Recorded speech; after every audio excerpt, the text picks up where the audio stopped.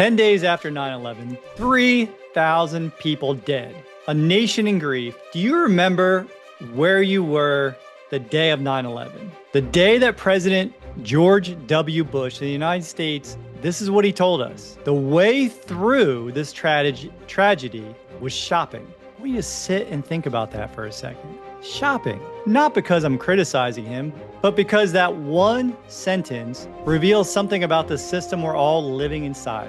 A system most of us never choose, and most of us have never examined. And once you see it, you can't unsee it. So stay with me for the next 30 minutes because I'm going to show you where this system came from, why it's working exactly as designed, and 12 practical principles from the most counterculture teacher in human history on how to break free from it, Jesus.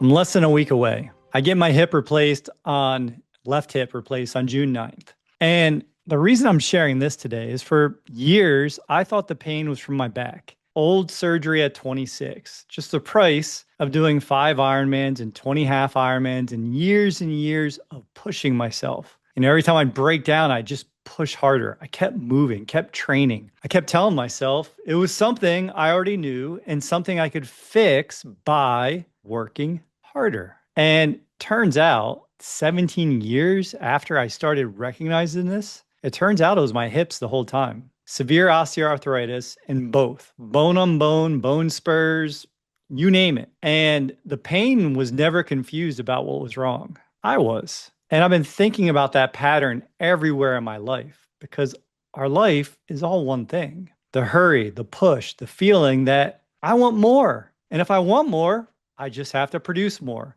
build more, earn more. Then, I'll feel like I've arrived somewhere. I mention this because I don't think I'm alone in that feeling. And so today I want to talk about what's underneath the hurry, what's underneath the wanting. And I want to give you something that you can actually take home and use, not just think about on your drive home and forget by Monday. Point of being here is action. So stay with me because about halfway through, I'm going to share the moment in this book that made me stop and actually ask myself, what am I doing? And I think it's going to land the same way for you. Here's something that nobody told us about in school, right? After World War II, the factories that had been building our tanks, our guns, our bombs, they shut down. Well, they didn't shut down. They were all repurposed. And they were repurposed to start making consumer goods, t-shirts, appliances, vehicles. And they needed people to buy them, just like they need war bonds. But here's a problem nobody talks about. People buy what they need, and once they have what they need, they stop. So a man named Paul Mazur, one of the architects of modern advertising, came up with a solution. He said, man's desire must overshadow his needs. I'll repeat that. Man's desires must overshadow his needs. That's not a marketing insight. That's a philosophy, a deliberate decision to reshape how humans think about what they want. And they use Freud's work to do it because Freud's nephew, Edward Bernays, you may have heard about him, but he took his uncle's ideas about the unconscious mind and applied them to selling. The two basic human emotions, I want and I fear, became the engine of an entire economy. Same levers, different psychology, different applications. But I want you to think about these two things. I want and I fear the next time that you feel inexplicably drawn to something that you didn't know you needed until you saw the ad.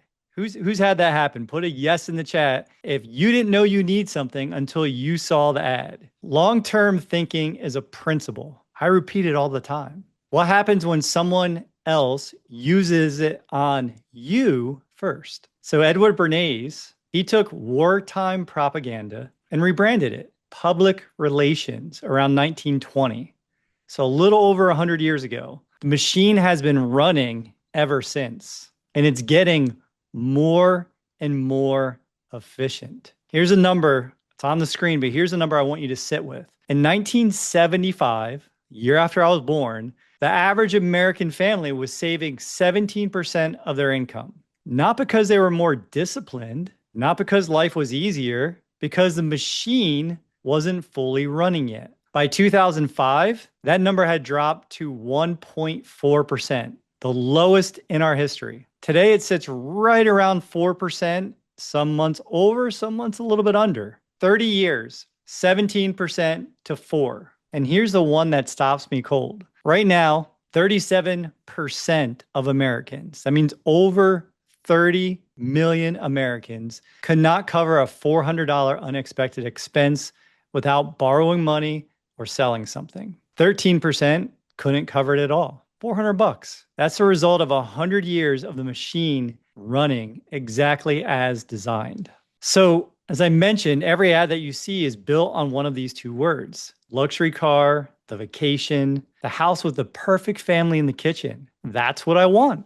So when you're watching these ads, when you see the beautiful Swiss couple driving their perfect family towards some fjord to go camping, we instantly think, I want that. Or the life insurance commercial with the family looking worried. The weight loss program showing you what happens if you don't start now. The financial advisor telling you you're behind. You're behind. You're never going to live on what you put away now. That's I fear. And before you think, yeah, but I'm not susceptible. I think that sometimes. None of us are immune. That's the point. The people who built the system understand our human psychology better than most of us understand ourselves. And they didn't aim at our rational mind. They aimed underneath it at our subconscious. If you're enjoying this content, share this with others. Copy the link, send it to a friend, invite others, and go ahead and subscribe to the channel. Smash the like button because it's fun, and be alerted to new content. So like, subscribe, and smash that button. Let's get back to it. And here's what I found remarkable researching this. A third of Americans have no savings. Consumer debt is at an all-time high. Household savings rates have been declining for decades while spending climbs. We see the gas prices go up, but every time I go out of the house, every road is packed, every shop is packed. And all of it's happening to people who consider themselves smart, hardworking, intentional. Again, the machine's working exactly as designed. And here's the uncomfortable question underneath it, all of this.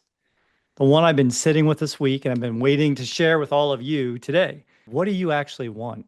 Not what the algorithm thinks you want, not what your neighbor just bought. What actually makes you happy? And I'll come back to that question, but I wanted to kind of throw it out there early because first I want to show you who saw all this coming around 2,000 years ago.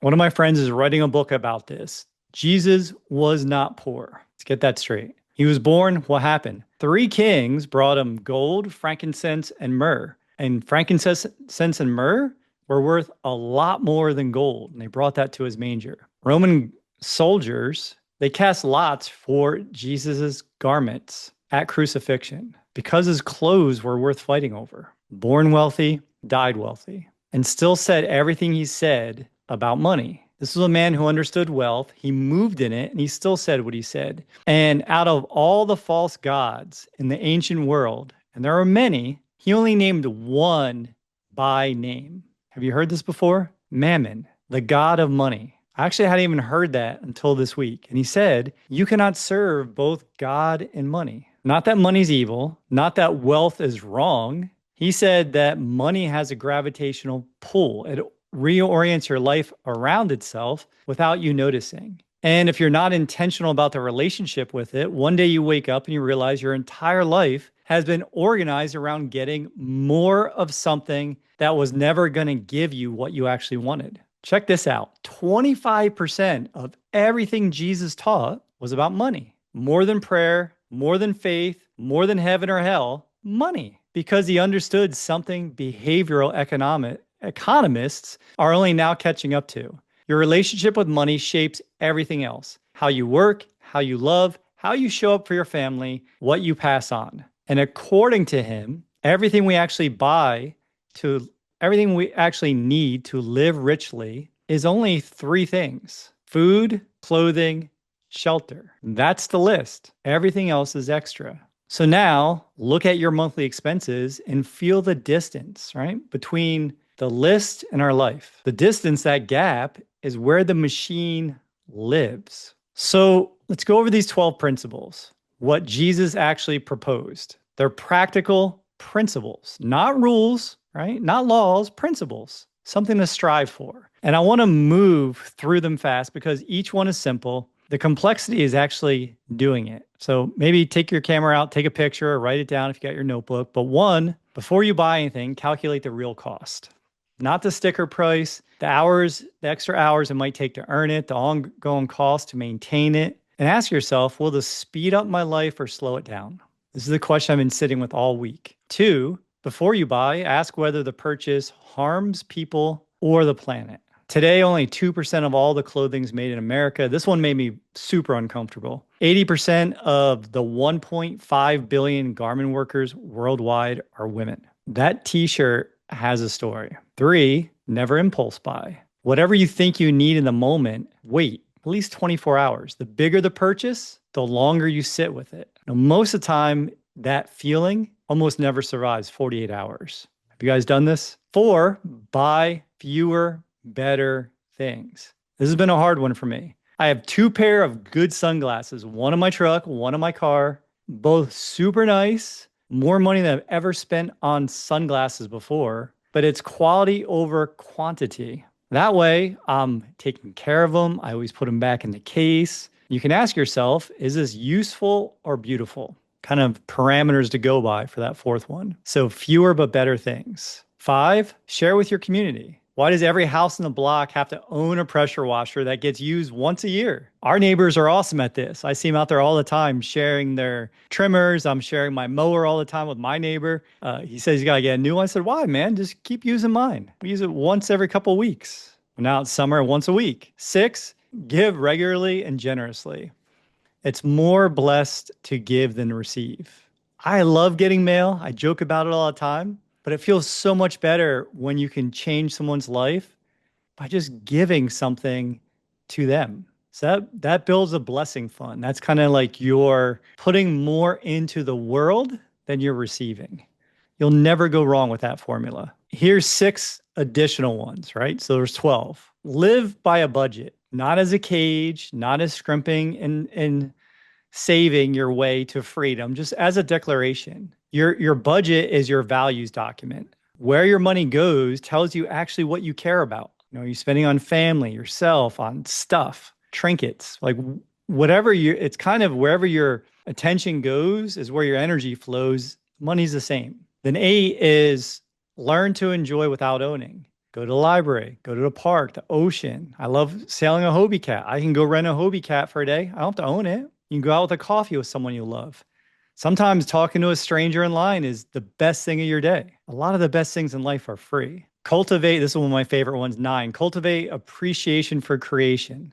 Sunsets, sunrises, walks through the woods. Seeing a gator on your trail, that's little. Seeing a gator on the trail, it's big. Seeing the kite flying in my neighborhood, and every time, ask my family, every time I see a bird of prey, I start yelling, kite, eagle, osprey. I don't know why. I think it's a little bit my dad in me, but I can't help it. It makes me happy every time. The little things. 10, cultivate simple pleasures. Home cooked meal, playing a game with your family, quiet in the morning before the world starts. Your time. Your work done well, but find one brilliant thing every day. That's something our chief master says. Find one brilliant thing every day. This is more about your relationship with time. Learning to be satisfied by what's already there, not what's not there. 11, recognize advertising for what it is. Again, next time you see that model couple driving into the sunset in that luxury SUV with that your favorite jam playing, name what's happening. They're engineering your desire. You don't have to let them. Start poking fun at it. I think Jesus would be cool with that. Be like, hey, I don't need to do that. And 12, lead a cheerful revolt. Spread simplicity. This is our group. We're building foundation. We're being intentional. We're not self-righteous. This is liberation. Less but better. What if less is actually more? I'm not saying that make your goals smaller. I'm saying be more intentional. I told you we come back to this question. I want to leave you with this question today. Not a sales pitch, not a system, one question. What actually makes you happy? Write that down, sit with it, pray on it. Not what the algorithm thinks you want, not what the advertisement says you're missing.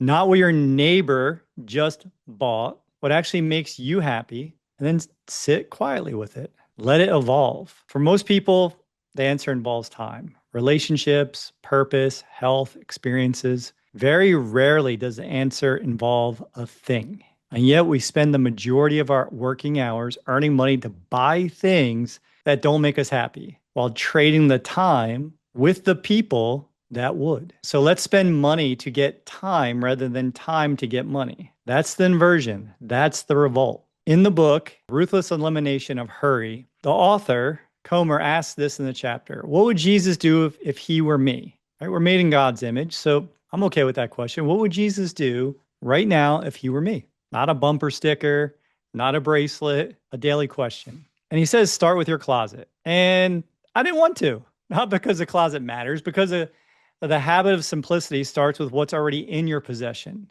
So I started last weekend in my garage. It's been weighing on me. I see it and I'm like, and my neighbor came to borrow the mower and he left with a mower and a bike. I didn't need the bike. He said he wanted a bike. I said, how about that one on the ceiling? And he took it. And I didn't even realize in the moment that I was going to be talking about it today. Because before you buy the next thing, look at what you already have, use it up, wear it out, and then decide. And if you haven't used it, who could you give it to? The cost of actually living by these principles is real.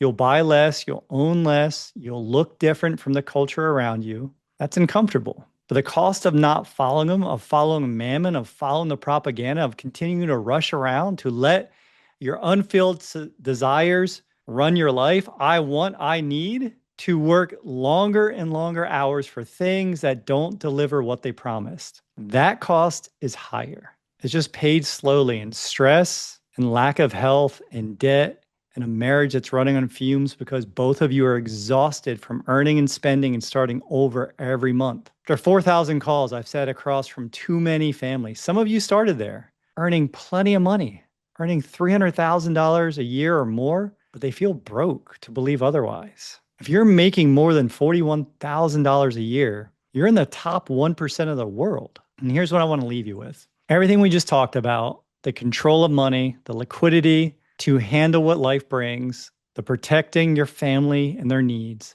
the legacy you're actually building, those 4 things show up in this 3-minute assessment. If you haven't taken it yet, we created this as a mirror, as a place with 4 categories: control, liquidity, protection, and legacy. Again, not a sales pitch, a mirror. Because after today, after we went through Jesus' principles, I want you, if you haven't already, take the 3 minutes and find out where you actually stand. Not where you think you are, not where you hope you are. Where are you right now? Because the cheerful revolt doesn't start with a philosophy. It starts with an honest look at the gap between where you are and where you want to be. The link's in the chat. It takes 3 minutes. And in those 3 minutes, it'll start a conversation with yourself and your loved ones. And if that once points you in the direction that you want to have a deeper conversation with me, I'll be here. Psalm 39. In vain, they rush around heaping wealth. The system tells you to earn, spend, and repeat is barely 100 years old. The blueprint for a man who built wealth, moved in abundance, and never chased money, that's 3,000 years old. You don't have to keep running a race that's designed for you to lose.